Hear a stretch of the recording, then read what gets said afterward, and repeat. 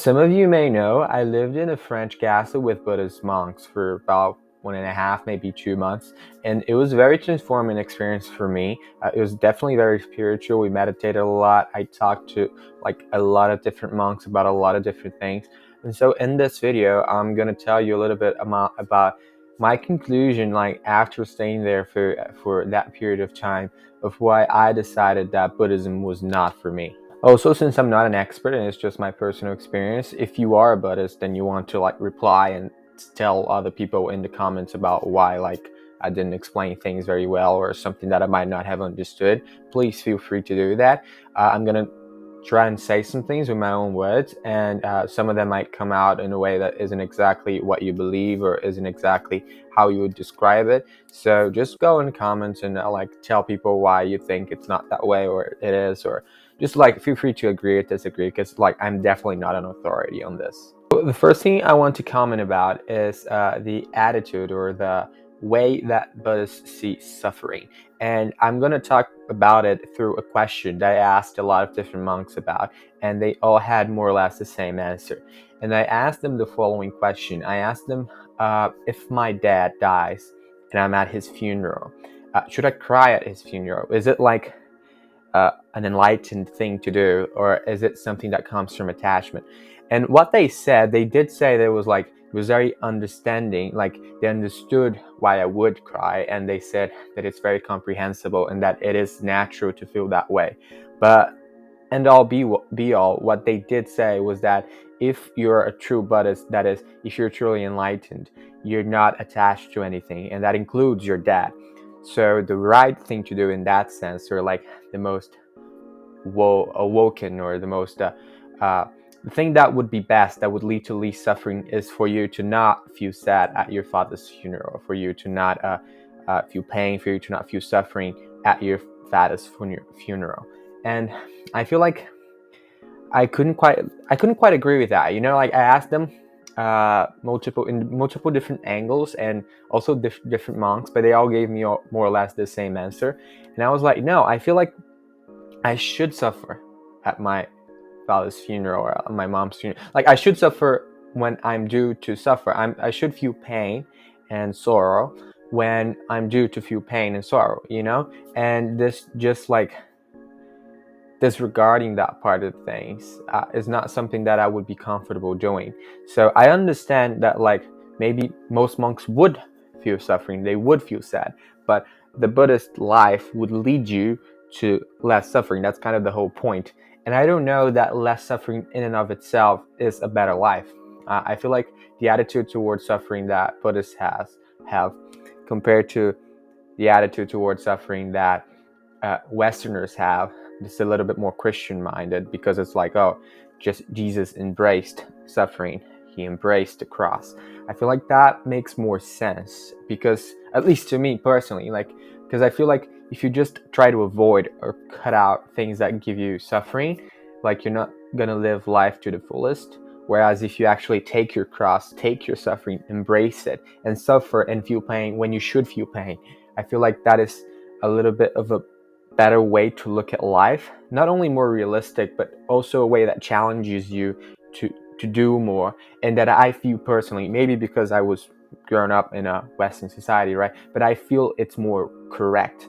I feel like you should feel sad when bad things happen. I think it's part of the bad thing, and it's part of you dealing with that bad thing, the crying or the sad feeling or the suffering, that allows you to later on move on as a phoenix, burn to then grow. And I think avoiding the burning part, or avoiding the feeling part, some Buddhists would say to me, some of those were not monks, so you have to take that with a grain of salt, but they would say, oh, some of the truly enlightened Buddhists, you could cut off their arm and they wouldn't feel anything, they wouldn't feel pain, they wouldn't mind it. And I don't know that that's the way I strive to be. I feel like, because that is a way of not suffering and not showing suffering and not feeling the actual pain, the actual suffering. And I don't know that that's the best way to live. I feel like you should feel it. I feel like the arm is part of you, and they call it attachment, and it is technically attachment, but I'm not sure that it would be the best way to live. would be to just have no attachment, so that was the first thing that kind of bothered me. The second thing is, I think they lack the idea of a God creator, that is, of something outside of this world that actually creates this world, which goes in with the third thing, which is not necessarily thinking that the world is good, because they take something from Hinduism with regards to like samsara, which is a circle of rebirth where you keep feeling pain and suffering, and to achieve nirvana is to be delivered from this world and to get away from it, to be freed from it, and therefore to leave this created material world, which I don't know would be a good thing. Like, I believe fundamentally that the world is good. It may be fallen, like Christianity claims, but it's still good. Like, to live is good. And if you believe in samsara, and especially if you believe that you should achieve nirvana, and that nirvana is to get out of this world, to get out of this rebirth cycle and all that, then that indicates that the world is not good, that it's not a good in and of itself, and that the suffering that comes with it makes it not be worth it.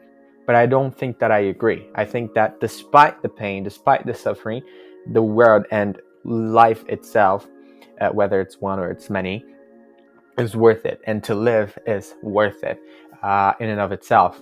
So I don't think that the fact that they strive to leave, that is, they strive to, which kind of makes sense with the suffering thing, right? They strive to not live anymore, to not be in this world anymore, because in that way they wouldn't feel things, they wouldn't suffer, they wouldn't be attached.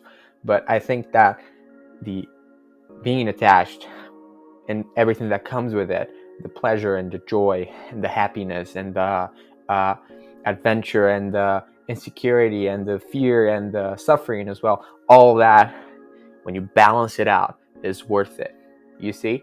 And of course, going back to the second point, because I kind of fused them, is it's worth it to me, and that's obviously due to my Christian lens of saying things. It's worth it because it was created by something good. That is, God creates the world, and therefore the world is good. And I don't think fundamentally Buddhism believes that, because it believes that the creation, that is, that in which we live in, is not in and of itself good. Quite the contrary, it generates suffering, and the eternal circle of rebirth is a burden and not a privilege and not a gift, and you have to escape it.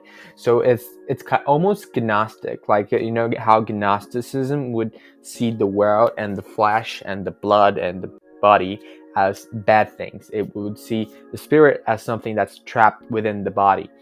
And even though Buddhists didn't ever say that explicitly to me, from the doctrine of samsara and nirvana, that's what seems to me. It seems that it's like, oh, we're a good, innocent spirit trapped in a bad body in a bad world. And I don't agree with that. Like, I fundamentally see the world as a good creation, as a good place in which the sum of pain, joy, and happiness and all the emotions you feel is still worth it, despite there being a lot of suffering, despite it being possibly fallen. It's still worth it. And I see the body as a fundamental part of who you are, which is also, for example, they believe in reincarnation, meaning you can reincarnate as an ant or as another human being throughout time, and you have been doing that and you are going to do that. And I think the connection that we have to our bodies and to our circumstance is fundamental to who we are. Like, I am a spirit in that sense. I am something that's spiritual in the sense that it's not of this world, but I am connected to this world in a way that changes me. Like, I think it was Ortega, this famous Spanish writer, who said something like, I am me and my circumstance. I don't know how he says that. He says that in Spanish. It's a different way to say that, but still, it's like, you are not just you. You are you and your circumstances, and like, you're the sum of that.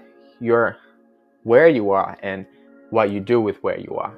And if you just die and appear somewhere else, then you're not you anymore, because that somewhere else is not where you were, and that fundamentally changes who you are. So that's something I got off track, didn't I? Yeah, that's something that I also kind of don't agree. I think that we are our bodies in a way. Like we're not just our spirit, we're our spirit and our bodies, and we're connected to the moment in time that we are, and it is part of us. It's not just something that we're subject to. It's also part of us that we have to embrace, because otherwise we're not embracing our full selves. And I also think, like I said, that creation is good and that there is a creator. And I don't think that fits with Buddhist mentality. And then the last difference that I would say would be something like, Buddhist says, love other people because you are other people. You're the same. You see, like other people and there is no actual difference. Love the tree, love the world, love the house or everything that's around you. You should love it because you're part of it, because we are all part of the same thing. So there is a equality, a continuity between you and the world that Buddhism claims. And it's a little bit more pantheistic in that sense. Like we are part of nature, and we're all one. But for a more Western mentality, for a more Christian mentality, you wouldn't say, oh, love thy neighbor because you are thy neighbor. No, love your neighbor because they are not you. You have to love things because they're different. Like you are fundamentally different from everything else, because you are a unique spirit, a unique soul that is transcribed, that is put in a body in a specific place of time. And you were that, and you're never going to be anything else.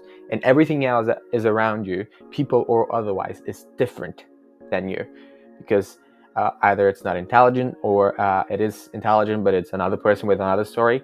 And so your story is unique, and everything else has a different story. And you should love others and other things, not because they are like you, or not because you're part of the same thing, but exactly because you're different. So I think this argument of loving through difference, loving because things are different, is something that appeals much more to me.